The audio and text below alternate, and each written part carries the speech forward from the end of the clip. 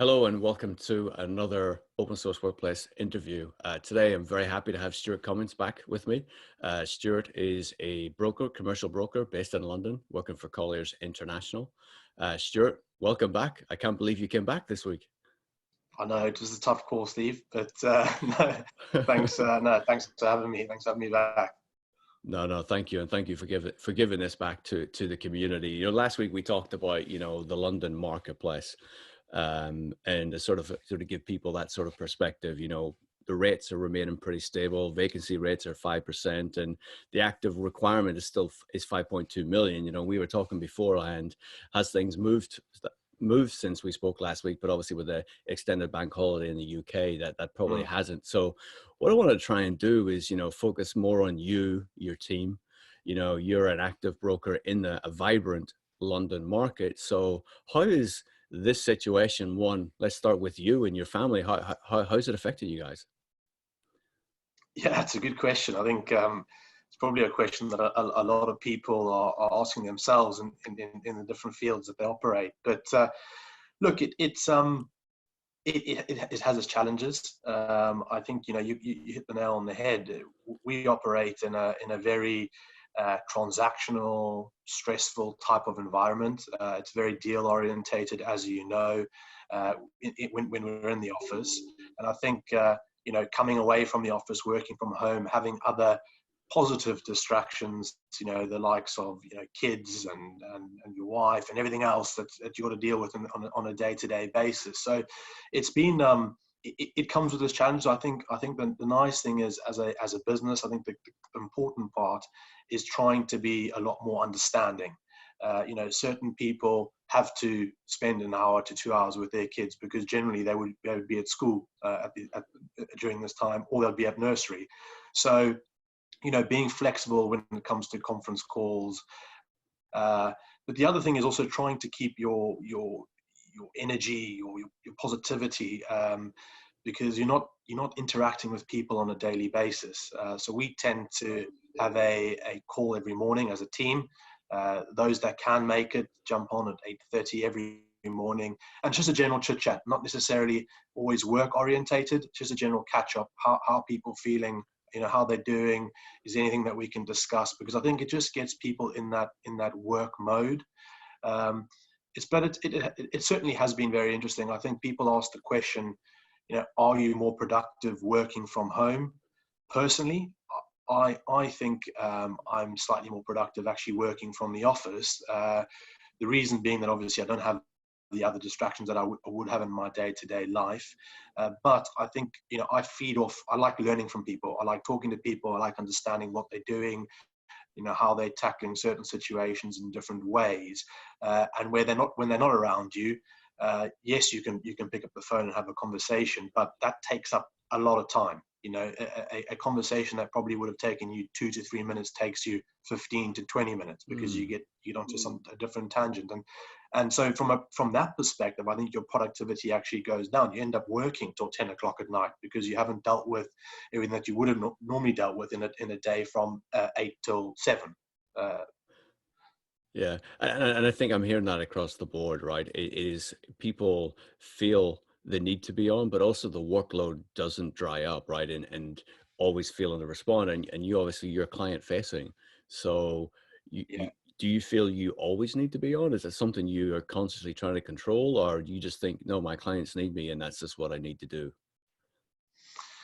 Yeah, look, it's getting that balance, and I mean, as you know, I'm quite I like fitness. I like exercise. I like keeping my mind healthy and active.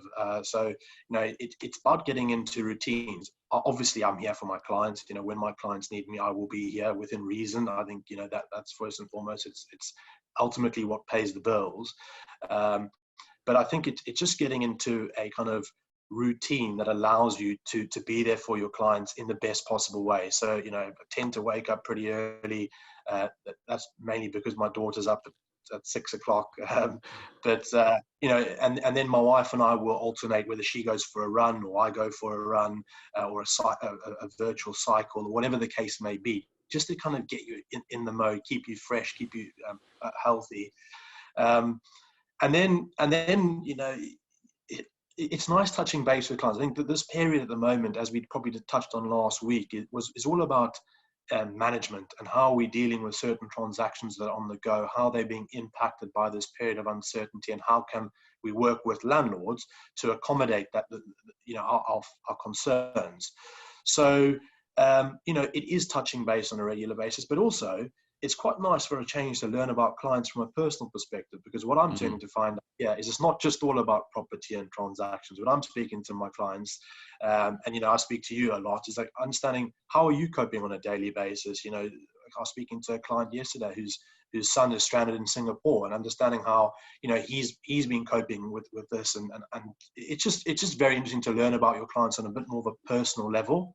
And I think, as much as it's been challenging, it also has a lot of positives. We wouldn't get this time normally as a family to spend quality time together.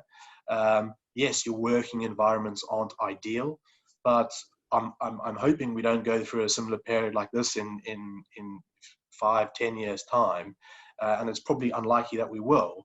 But it's nice to spend a day or a week with my daughter, where normally I'll probably see her for 2 days a week, because I leave the house at 6 o'clock and I'm back at 7 and she's sleeping, and during those times. So it's been very rewarding and challenging.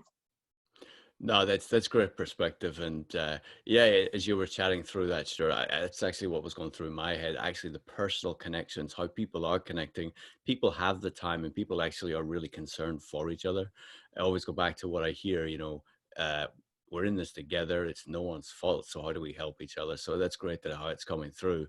And then what about your team? How is your team's, mental state, mental fitness? Or you feeling good about your team? Or your team feeling good? Yeah, look, I mean, I said it earlier. I think the one thing is interacting with the team. We do that daily, just to catch up. And then what we also have is a kind of, we call it a catalyst committee within our team.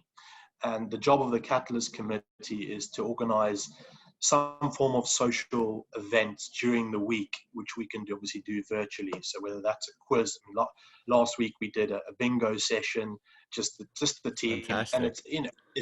having beers, having a few gin and tonics online, catching up, just understanding how everyone's doing, just so that we're not just work the whole time. Because you would have that day in the office on a Thursday or a Friday where you tend to go out for a drink and just say, how are you doing? How's your family doing? What's your plans for the weekend?